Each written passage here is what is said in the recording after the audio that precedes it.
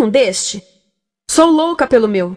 Na verdade, adoro todas as minhas coisas. Já se perguntou de onde vêm todas as coisas que compramos e para onde vão quando nos desfazemos delas? Não conseguia deixar de pensar nisso, por isso quis saber mais sobre o assunto. E os livros diziam que as coisas se deslocam ao longo de um sistema. Da extração, para a produção, para a distribuição, para o consumo e para o tratamento de lixo. Isso tudo se chama a economia de materiais. Bem, estudei um pouco mais. Eu passei 10 anos viajando pelo mundo, atrás de pistas de onde vêm as nossas coisas e para onde vão. E sabe o que eu descobri? Esta não é toda a história. Falta muita coisa nessa explicação. Em primeiro lugar, neste sistema parece que está tudo bem, sem problemas. Mas, na verdade, é um sistema em crise, porque trata-se de um sistema linear. E nós vivemos num planeta finito. E não se pode gerir um sistema linear num planeta finito, indefinidamente. Em todas as suas etapas, este sistema interage com o mundo real. A vida real não acontece numa página em branco. Interage com sociedades, culturas, economias, o ambiente. E durante as etapas, a vida vai se chocando contra seus limites. Limites que aqui não vemos porque o diagrama está incompleto. Então voltemos atrás para preencher alguns espaços e ver o que falta. Uma das coisas mais importantes em falta são as pessoas. Sim, pessoas. As pessoas vivem e trabalham em todas as etapas desse sistema, onde algumas são um pouco mais importantes que outras. Algumas têm maior poder de decisão. Quem são elas? Comecemos pelo governo. Meus amigos dizem que eu devia usar um tanque para simbolizar o governo, e isso é uma realidade em muitos países, e cada vez mais também no nosso. Afinal, mais de 50% dos nossos impostos vão para os militares. Mas vou usar uma pessoa para simbolizar o governo, porque acredito nos valores e na visão de que o governo deve ser das pessoas, pelas pessoas, para as pessoas. A função do governo é olhar por nós, cuidar de nós. Esse é o seu trabalho. Depois vem as corporações. O que leva as corporações a parecerem maiores que o governo é porque elas são maiores que o governo. Atualmente, entre as 100 maiores economias da Terra, 51 são corporações. À medida que as corporações foram crescendo, em tamanho e poder, assistimos a uma pequena mudança no governo, como se estivessem mais preocupados com o bem-estar deles do que com o nosso. Muito bem, então vejamos o que mais falta nessa imagem. Começaremos pela extração, que é uma palavra pomposa para exploração de recursos naturais, que por sua vez é uma palavra pomposa para destruir o planeta. A verdade é que cortamos as árvores, arrebentamos as montanhas para extrair os metais, consumimos toda a água e exterminamos os animais. Aqui enfrentamos o nosso primeiro limite. Estamos ficando sem recursos naturais. Estamos utilizando demasiados materiais. Sei que isto pode ser difícil de ouvir, mas é a verdade. Por isso temos que lidar com isso. Durante apenas as 3 últimas décadas, foram consumidos 33% dos recursos naturais do planeta. Desapareceram. Cortamos, minamos, perfuramos e destruímos o planeta tão depressa que estamos debilitando a capacidade do planeta para sustentar o nosso modo de vida. Onde eu vivo, nos Estados Unidos, resta-nos menos de 4% da nossa floresta original. 40% dos cursos de água estão impróprios para o consumo. E o nosso problema não é apenas estarmos utilizando demasiados recursos, mas o fato de estarmos utilizando mais do que a nossa parte. Temos 5% da população mundial, mas usamos 30% dos recursos mundiais. Se todos consumissem ao ritmo dos Estados Unidos, precisaríamos de 3 a 5 planetas. E sabem uma coisa? Só temos um. Então, a resposta do meu país a essa limitação é simplesmente ir tomar dos outros. Este é o terceiro mundo, que alguém dirá tratar-se apenas de uma expressão para designar o local para onde foram as nossas matérias-primas. E o que é que acontece? A mesma coisa, destruição do local. 75% das zonas de pesca do planeta estão sendo exploradas ao máximo ou além da sua capacidade. Desapareceram 80% das florestas originais do planeta. Só na Amazônia perdemos 2.000 árvores por minuto, o equivalente a um campo de futebol por minuto. Então, e as pessoas que vivem aqui? Bem, de acordo com esses sujeitos, eles não são donos desses recursos, mesmo que vivam lá há gerações. Não são donos dos meios de produção, nem compram muitas coisas. Nesse sistema, quem não possui nem compra muitas coisas não tem valor. A seguir, as matérias-primas seguem para a produção, aonde utilizamos energia para misturar químicos tóxicos com recursos naturais para produzir produtos contaminados com tóxicos. Há atualmente no comércio mais de 100.000 químicos sintéticos.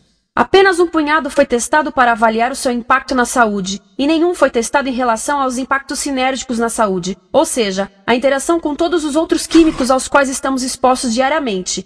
Por isso, desconhecemos o impacto total deles na saúde e no ambiente. Mas sabemos uma coisa: os tóxicos entram e saem. Enquanto continuarmos a introduzi-los nos nossos sistemas de produção industrial, continuaremos a inserir esses tóxicos nos produtos que levamos para nossas casas, trabalho e escolas, e claro, para nossos corpos. Como os BFRs, ou retardantes de incêndio à base de brometo, que tornam as coisas mais resistentes ao fogo, mas são super tóxicos. São neurotóxicos, ou seja, tóxicos para o cérebro. O que é que estamos fazendo usando esses químicos?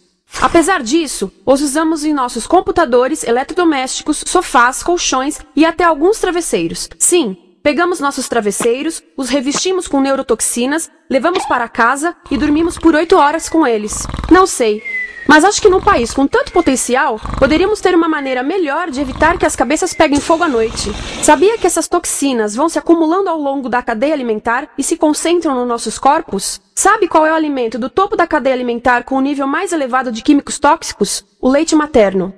Isto significa que os menores membros das nossas sociedades, os nossos bebês, recebem as maiores doses de químicos tóxicos das suas vidas a partir do leite das suas mães. Não acha que é uma incrível violação? A amamentação deveria ser o mais importante ato humano de nutrição. Deveria ser algo sagrado e seguro.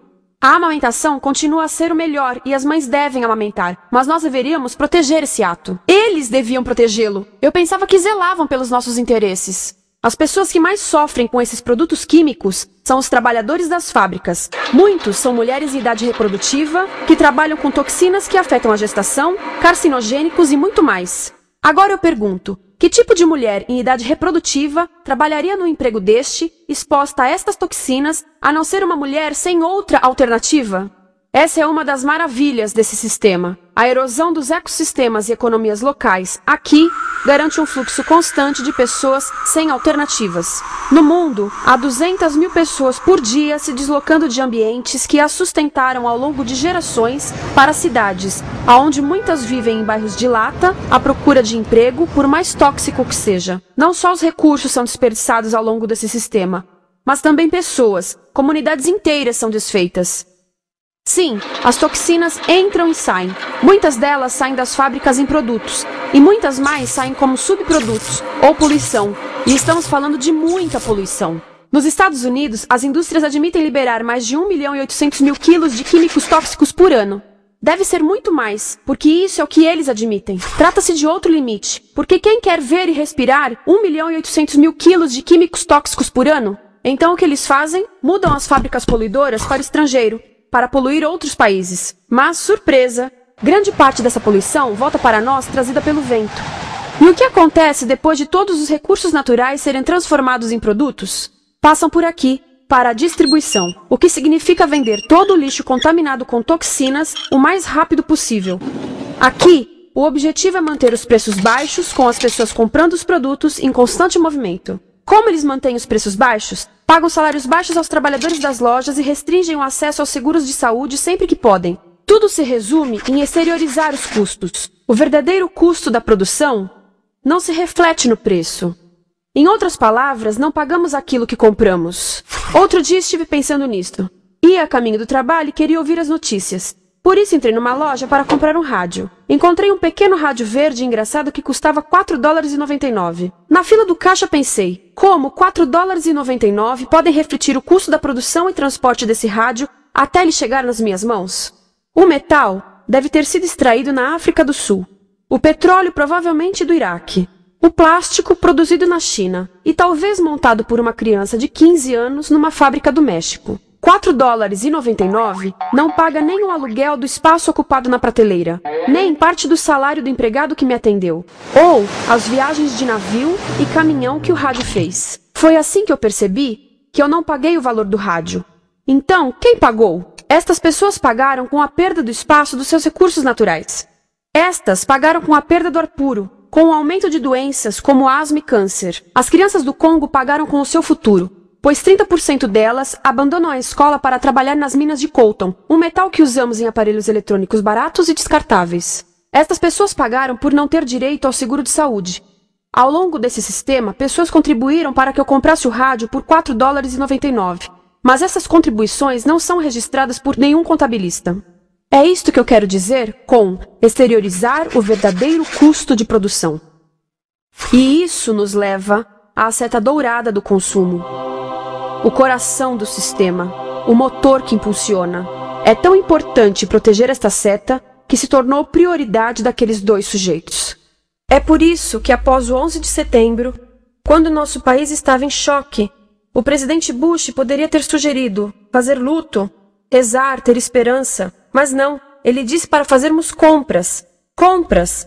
Nos tornamos uma nação de consumidores. Nossa principal identidade passou a ser de consumidores. Não mães, professores, agricultores, mas consumidores. Nosso valor é medido e demonstrado pelo quanto contribuímos para esta seta. Quanto consumimos. Não é isso que fazemos? Compramos, compramos, compramos. Manter os produtos circulando. E como circulam? Sabe qual a porcentagem dos produtos que circulam através desse sistema que ainda são usados 6 meses depois da venda na América do Norte? 50%? 20%?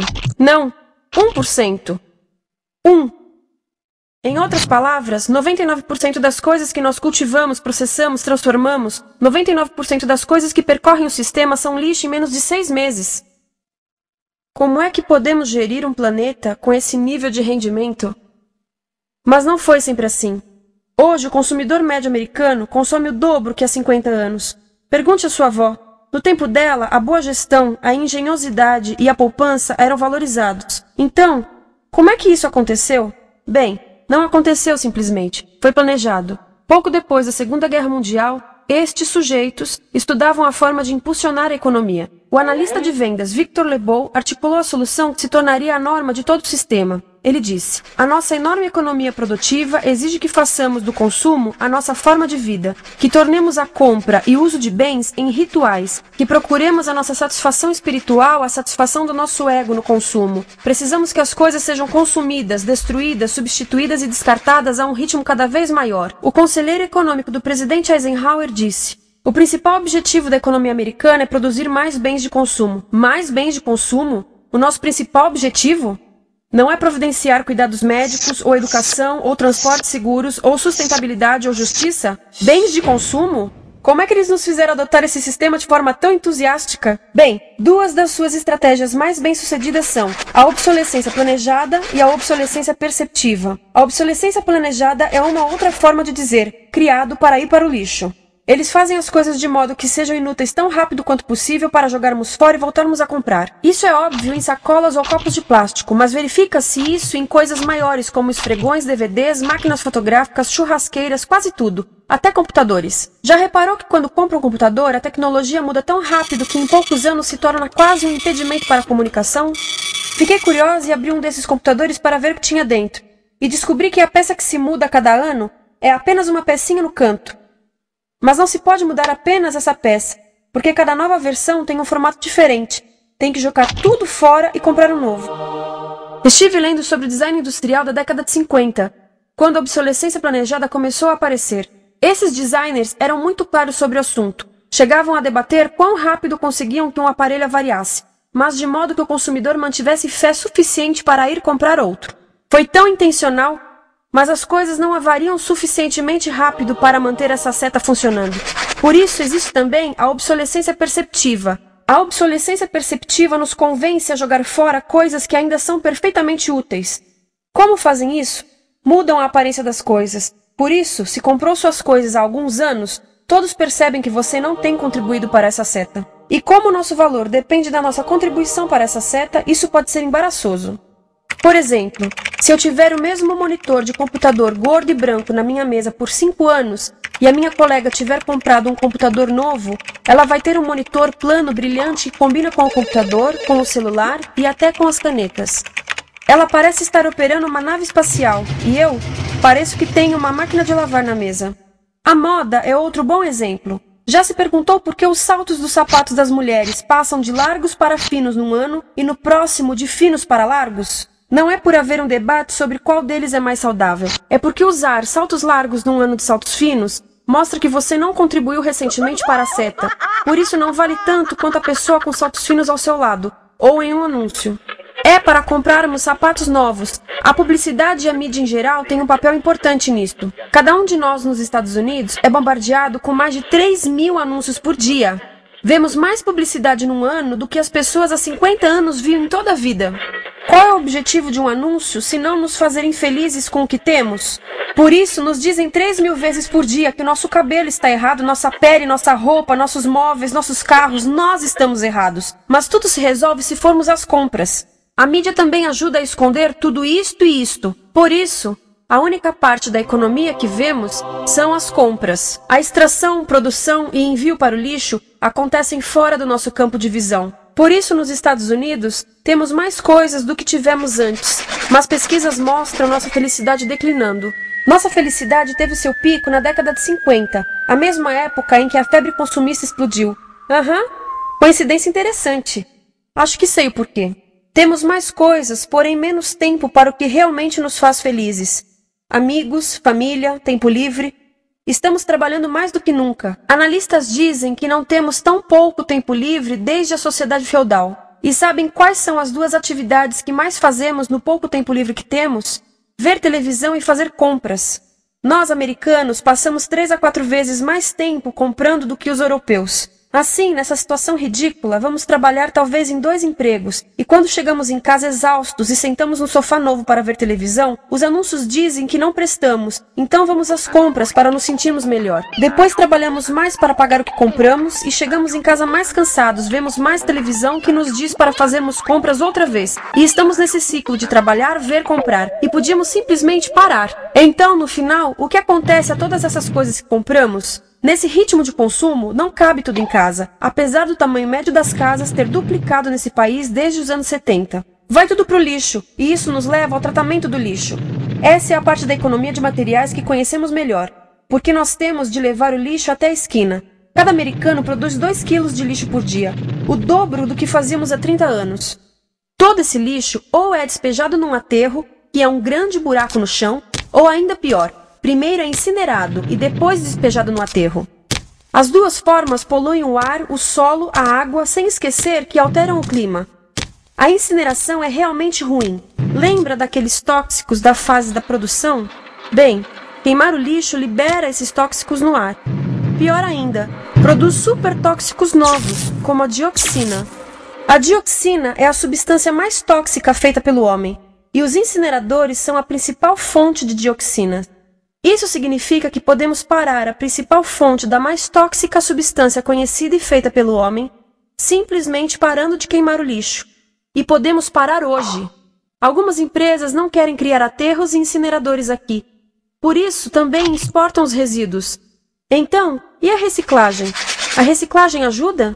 Sim, a reciclagem ajuda. Ela reduz o lixo nessa extremidade e depois reduz a pressão para minerar e colher mais nessa extremidade. Sim, todos devemos reciclar, mas reciclar não é o suficiente. Reciclar nunca será suficiente por 2 razões. Primeiro, o lixo que vem das nossas casas é apenas a ponta do iceberg. Para cada saco de lixo que deixamos na esquina, 70 sacos de lixo são criados anteriormente, só para fazer o lixo desse saco que deixamos na esquina.